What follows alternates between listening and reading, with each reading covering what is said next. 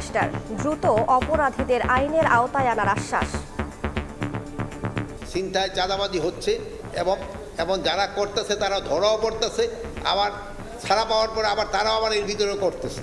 তো আমরা চেষ্টা করতেছি এটা যতভাবে হোক কমায় আনার জন্য। দেখছিলেন প্রধান শিরোনাম। দুপুরের সময়ের সঙ্গে আছে আমি রাইসা জান্নাত। এবার অন্যান্য শীর্ষ সংবাদ।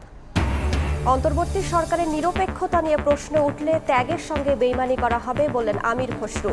সংস্কার কমিশনের একাধিক সুপারিশ নিয়ে সিইসির আপত্তি।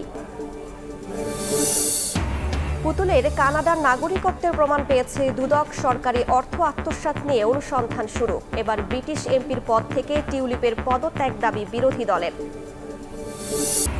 ব্যবসায়ী নাসির উদ্দিনকে হত্যা চেষ্টা মামলায় চিত্রনায়িকা পরিমণির বিরুদ্ধে গ্রেফতারি পরোয়ানা জারি। আগামী 20 মার্চ সাক্ষ্য গ্রহণের দিন ধার্য।